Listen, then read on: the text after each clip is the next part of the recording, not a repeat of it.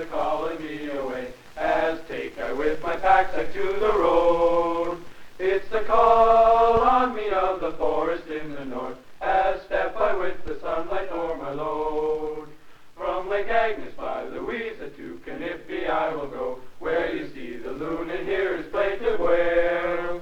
If you're thinking in your inner heart the swagger in my step, then you've never been along the border trail. It's the flash of paddle blades a-gleaming in the sun, of canoes softly skimming by the shore. It's the tang of pine and bracken coming on the breeze that calls me to the waterway once more.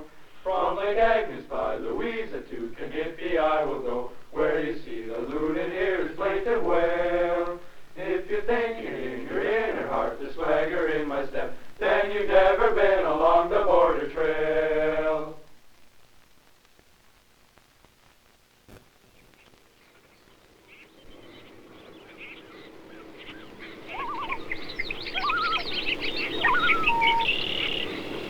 As dawn creeps across the dense northern forest, the loon alerts the outdoor world that the morning sun is just below the eastern horizon. It's time to roll out and begin packing our equipment.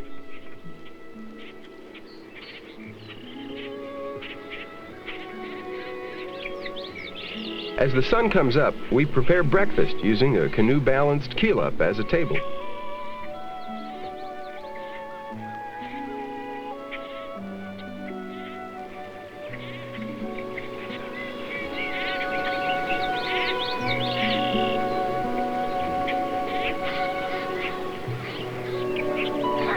Our crew shares the wilderness morning with a family of mallards out for an early swim. Equipment is packed and our campsite is clean, so we push off for another day of high adventure.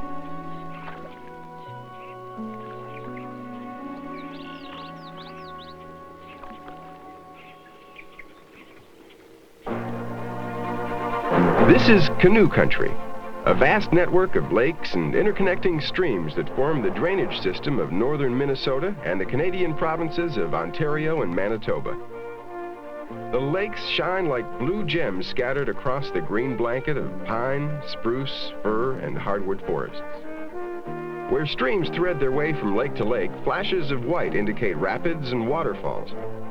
Most of these must be portaged around, portaged on trails made by the Sioux, Cree, and Chippewa.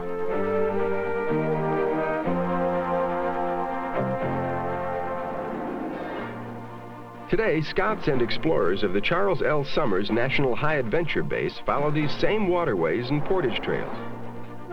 Operated by the National Council of the Boy Scouts of America, the base outfits groups at Ely, Minnesota, Bissett, Manitoba, and Atikokan, Ontario. Before a single paddle is dipped in the water, complete preparations are made. The base furnishes packs of several sizes and styles, each specifically designed for either food, equipment, or personal gear. Decisions have to be made on what to take and what should be left behind. A balance must be achieved between what is necessary for comfort and what will just add extra weight. Everything is packed in plastic bags to protect it from sudden showers or from splash and spray. All crew members, advisors included, participate in an orientation which includes the swamping of canoes. This exercise builds confidence in the built-in flotation of the craft. Then we learn the method used to get the swamped craft to shore, where it can be emptied and refloated. We also learn to trust our life jackets.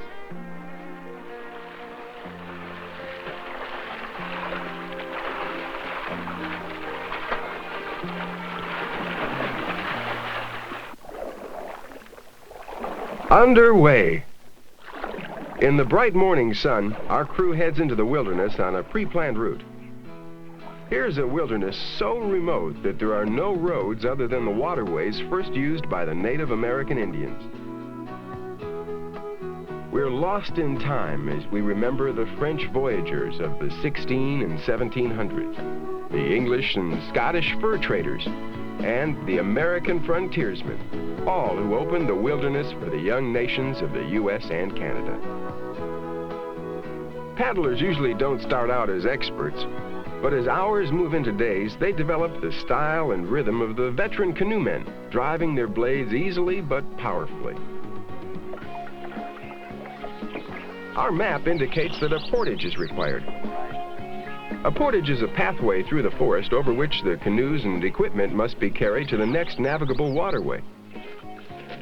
Taking care not to run our craft up on the rocks, it's carefully unloaded.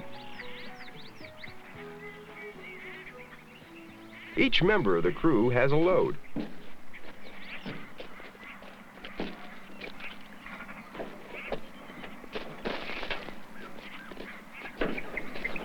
Careful packing back at the base has allowed us to travel over the portages in only one trip. These trails wind through scenic portions of the forest, following the easiest route and passing near obstacles such as a thundering waterfall.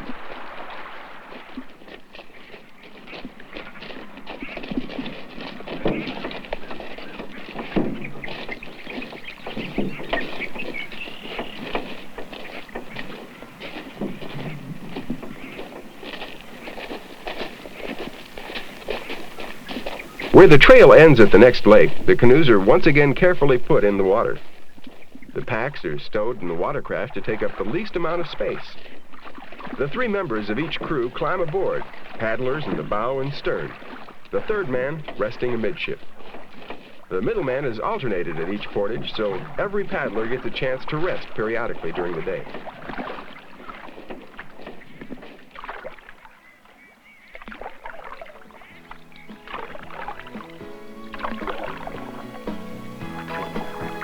Moving silently, we come upon wildlife like the great blue heron, a shoreline fisherman without peer.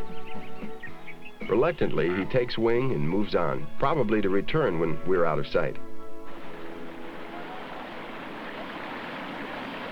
At some rapids, where the grade is not too steep, our crew may decide to wade up with the loaded canoes rather than carry around. Gripping the gunwale, crew members push ahead, using the canoe to steady them where footing may be slippery. On a warm summer day, wet feet are no problem. Besides, dry footgear in the pack will be put on when camp is made later in the day.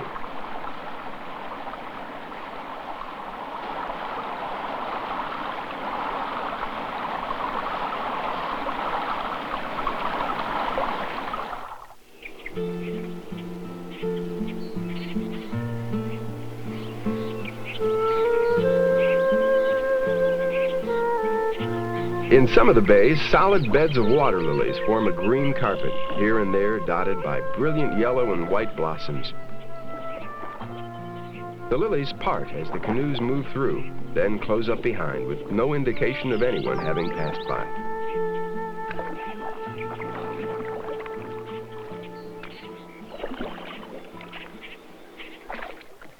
Once again on the open lake, paddles are driven hard and deep, craft moving forward at a fast, steady pace.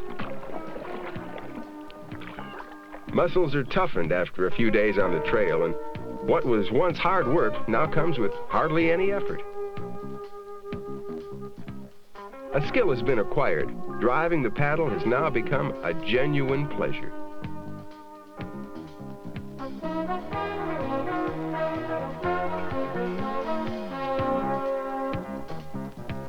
Another portage breaks the hours of steady paddling and gives us a chance to work the kinks out of cramped muscles. Like paddling, portaging becomes an acquired skill, and as balance becomes surer, the voyager moves through the forest with a steady, swinging gait.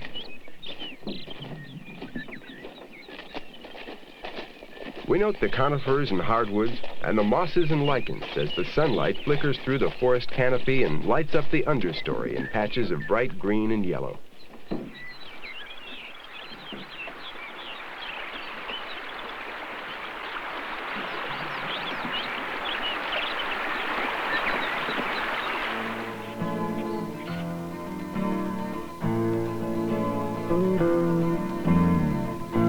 Embarking on a long lake with a steady breeze at our back, we hoist a sail, letting the wind move us along at a good clip. For safety, the canoes are held together by hand. If the wind becomes too strong, or for any other reason we go back to paddling, it's a simple matter to drop the sail and let go of the canoes, which immediately become individual craft. With the right wind, sailing can replace a lot of paddling.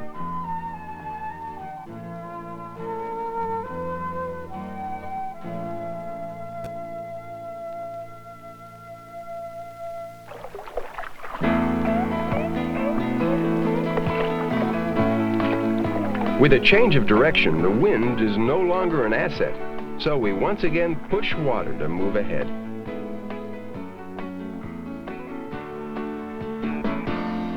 Steadily, the miles fall behind. Miles of clean, clear water passing beneath the hull of the canoe. Water that's so clear, in some lakes we can see the bottom 30 feet below.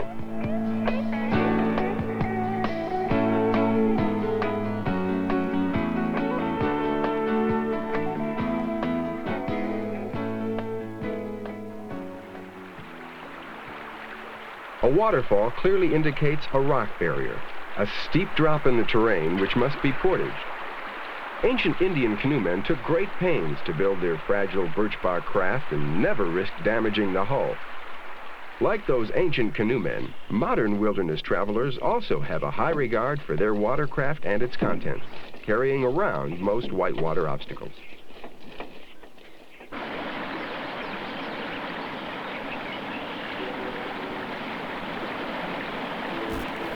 There are times when it's worthwhile to just sit on a warm rock ledge, watching the leaves swaying in the wind and the sunlight sparkling on the water. There's a great permanence to the canoe country, and we're not long in the area before a kinship is established with the forest, waters, and wildlife. Here, time stands still, and there's nothing to rush to or rush from. Movement is timed to nature's own pace, a pace in which work, food, shelter, and fellowship all blend together, where a new knowledge and respect is acquired for our natural resources and for our fellow crewmen.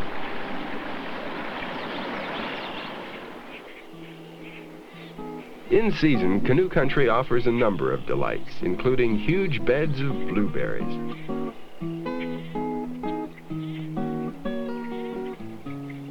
A handful proves that nature provides a special treat. All we need to do is take advantage of the offering. Camp is pitched in the afternoon on a fairly level site where a breeze will keep most of the insects away. Modern nylon tents are light, strong, insect-proof, and completely waterproof. In addition, metal poles and pegs make them easy to set up. Boots and socks, which were dunked several times during the day, are now removed. The socks wrung out, the boots opened up to dry.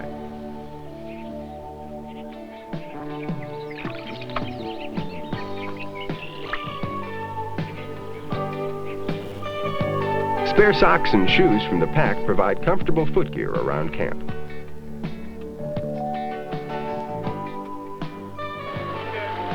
On a hot day, our crew takes a cool, refreshing break in the lake.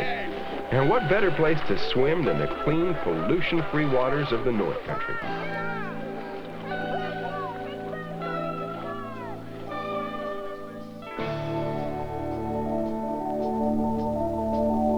In some areas of the wilderness country, and always during dry periods of high fire danger, cooking is done on small portable stoves, which are very fuel efficient, yet provide a clean, safe source of heat. Appetites are big in the canoe country, and meals are pre-planned to provide plenty of hearty, nourishing food. Supper is not only a time to renew the body's fuel, but also a time to recount the day's adventures, laugh over the funny incidents, and lay plans for the next day on the trail. Cleanliness in camp is an absolute essential. Dishes are washed in hot water and a liquid organic soap. A hot scald finishes the operation. The dishwater is then poured out in the woods where it cannot wash into the clean waters of the lake.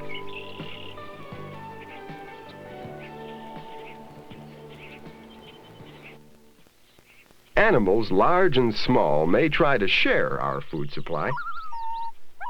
Roping the food packs high in the air places them out of reach of all four-legged visitors. Morning mist rises from the waters like ghosts of ancient voyagers from the past.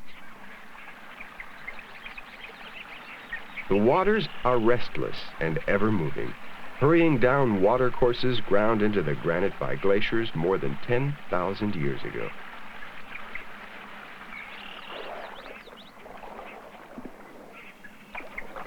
The canoe country is not the sole property of canoe men.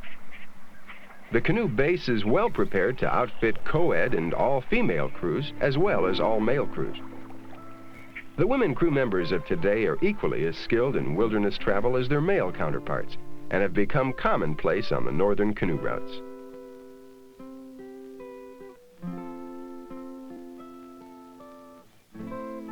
Wherever rock bluffs project from the water at an angle such that undersides are protected from the weather, ancient Indian canoemen left paintings, records of hunting trips, animals, birds, fish, and tribal and religious signs. It is believed that they used a mixture of iron oxide thinned with fish oil to make these pictographs, which have endured for centuries. It's a living link with history which our crew can experience. It's a link which ties today's voyager with their moccasin-clad counterparts who passed this way hundreds of years ago. Some of the rapids encountered are safe to shoot, and on these our crew rides the canoe through, taking care to avoid ledges and boulders which could make scratches or dents. Where these rapids enter a lake are often some of the best places to catch the game fish which abound in canoe country. In these waters, visited by relatively few anglers, it's usually quite easy to get enough bass, pike, walleye, or trout for a good dinner.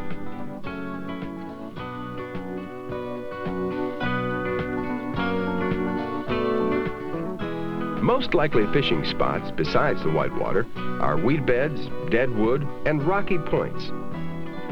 Only enough fish for one meal are kept, the others carefully boated and released unharmed. In this manner, we keep angling at a high level in canoe country.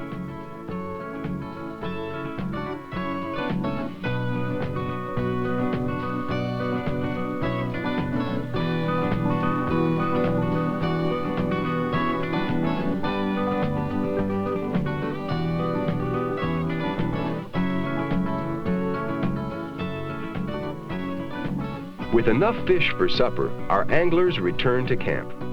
Of course, they don't mind showing off their catch and perhaps accepting a few congratulations from fellow crewmen who can already taste the fresh fillets.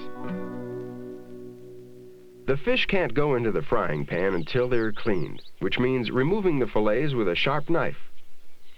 All crew members who catch fish can try their hand at separating the meat from the bones and skin, and it's a skill which can be acquired only through experience. To go with the fish dinner, a big platter of hashed brown potatoes is prepared.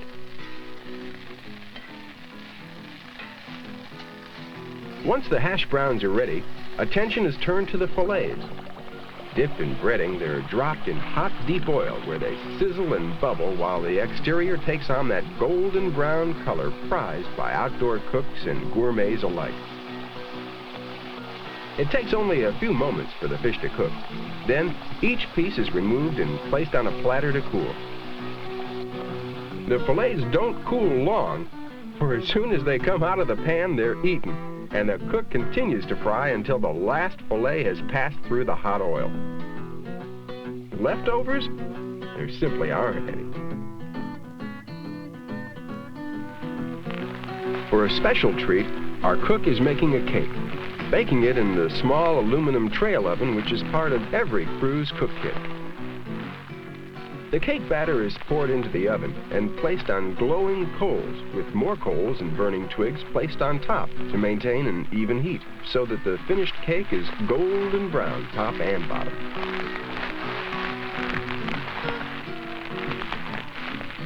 This is the moment of truth. The time when the oven is opened and the cook finds out if he really has a cake.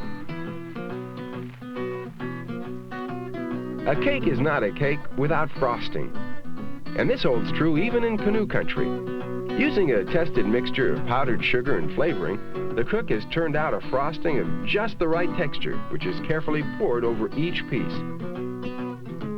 It looks like it came right out of the oven at home, except that it tastes infinitely better in the outdoors.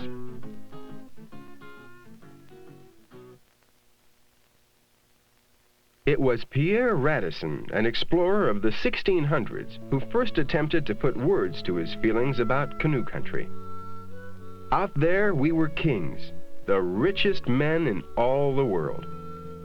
What was true then is true now. What greater wealth than days filled with high adventure on the water and across portages, with providing our supper with rod and reel, with cooking on an open fire and enjoying a meal fit for a king.